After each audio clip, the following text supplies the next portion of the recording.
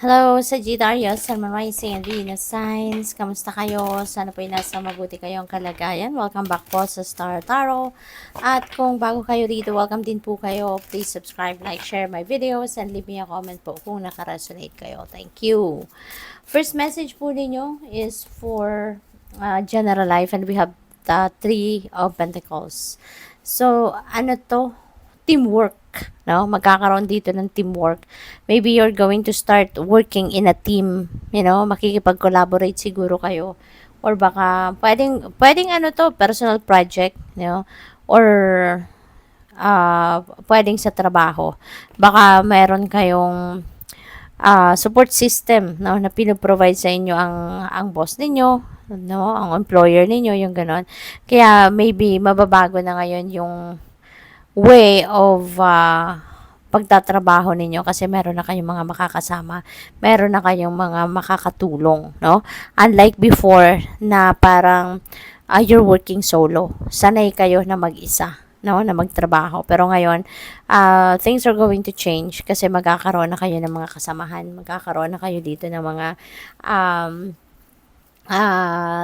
taong mag-a-assist sa inyo, yung ganun, no? This is also, focus kayo siguro ngayon din sa pag-research, pag-aaral, may mga ganun. Baka meron kayong inaaral, no, na special project, pinag-aaralan ninyong mabuti. Kaya, pwedeng may mga trainings na may mga training workshops na pwedeng ina-attendan kayo, yung gano'n, ano. Maaaring gumagawa din kayo ng sarili ninyong research, no, yung gano'n. So pagdating sa inyong money, career, and finances, we have star, which is really beautiful kasi sa star is new beginning energy. So meron kayong sisimulan bagong trabaho siguro, or bagong career, or bagong business venture. Pwede rin na meron kayong mga panibagong way of managing your money na i-apply ninyo sa sarili ninyo, no? There is also wishes that you're coming to experience na, or you're going to get na, kumbaga matatanggap mo na, no? May mga wishes kayo na siguro regarding sa pera, baka wini-wish ninyo na magkaroon kayo ng abundance, ng prosperity, ng success. So who knows, makaya na ibigay na din sa iyo ng Divine Universe sa ngayon, no? Kaya good luck sa iyo. We have 10 of Cups. Ito naman, 10 of Cups, happy family, 'di ba? At saka sa ano talaga to, sa relationship. So masaya, no? You can expect a happy family, a happy relationship dito. Masaya ang lahat.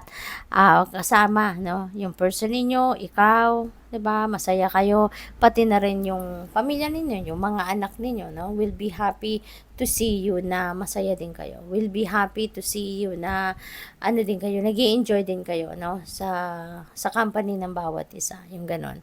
At saka isa pa, no, Sagittarius, ang napipick up ko din dito, siguro kung ano yung mga gusto ninyo, ano yung mga wants ninyo, being together, being kayo ang magkasama dito sa relasyon na to. So, siguro na nai-enjoy na ninyo yan, no? Nai-enjoy ninyo ang company ng bawat isa, kung anong nagagawa ng bawat isa, is well appreciated ng bawat isa, walang away, walang, yung ganun ba, no? Lahat lang, smooth sailing lang, no? Ang takbo ng pagmamahalan at ng relasyon ninyo rito. So, congrats. At kuha tayo ng clarifiers, no? And before that, salamat muna, no, sa suporta ninyo. Thank you for being here. Thank you for subscribing. At kung hindi pa kayo nakakapag-subscribe, subscribe na po kayo. Thank you. And salamat sa donasyon, no, sa mga super thanks, at sa mga hindi nag-skip ng ads dyan. Maraming salamat po. We have Knight of Swords. Ayan, things are going to change. Ayan, katulad nga ng sabi ko kanina, ang iba siguro sa inyo used to work solo. Pero ngayon, no, magbabago na lahat dahil meron na kayong mga makakasama, meron na kayong mga makakapartner, meron na kayong mga makaka-collaborate, meron na kayong mga assistant, yung gano'n, no? So, napakaganda, 'di ba? Kasi, kapag 'di ba, kapag nagtatrabaho ka, mas maraming ulo, mas maraming kamay ang, nandiya diyan, mas mabilis ang tagumpay, 'di ba? Mas mabilis na matapos kung ano man ang task at hand. Kaya maganda na meron kayong pagkakataon ano na, ano kayo na, magtrabaho ng may kasama, may ka-partner. So, dito naman sa star, meron tayong the world. So, feeling ko, marami din kayong accomplishment sa ngayon. Marami din kayong mga matatapos na din na mga trabaho at mga task ninyo, projects, no? You're going to finish up something dito. Something is coming to its completion na. At ang maganda rin dito, kasi yung successes na yan, that's going to open up more opportunities, mga bagong oportunidad, no, ang magbubukas para sa iyo dahil sa mga tagumpay ninyo na yan. Mas maraming makaka-appreciate sa galing ninyo, mas maraming makaka-appreciate sa effort, 'di ba? Na ginawa ninyo para diyan. Kaya maaari no na talagang maano kayo, baka ma-pirate ang iba sa inyo dito, no? May napipick up ko na baka merong magkaka-interest sa serbisyo ninyo na ibang kumpanya at pwedeng kunin kayo, yung ganon.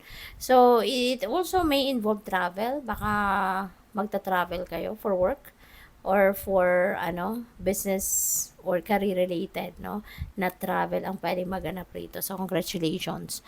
8 of Wands. Ayan, so meron din mga travel dito na pwedeng gawin kayo, no, ng person ninyo. So, travel talaga is in your horizon. Kahit sa relationship area of life ninyo, may travel din, no, na energy. So, maganda kasi marami ding opportunity na dadating sa inyo rito, no. Ito isa na diyan ang oportunidad para siguro mamasyal kayo, no. Pupwede rin na mayroong opportunity dito na pwedeng magkatrabaho kayo na mag-asawa or na magjowa or pwedeng magkaroon kayo ng pagkakataon dito na magnegosyo kayo, no? Magkasosyo kayong dalawa, 'di ba? Yung ganon. So, good luck. So, kuha tayo ng final message ninyo, Sagittarius. Tingnan natin kung ano ang inyong final message. We have the open to abundance, believe you deserve, and accept plenty and prosperity. Napakaganda. Ang swerte ninyo, pagdating sa pera, you're going to be very abundant and prosperous. Panahon nito of plenty. No? Maraming biyayang pangkaperahan ang pwedeng ibigay sa inyo ng universe ngayon. Kaya maghanda na kayo. Be ready to accept this abundance, no, that is coming your way. So, congrats. Thank you for watching. Love and light. Namaste.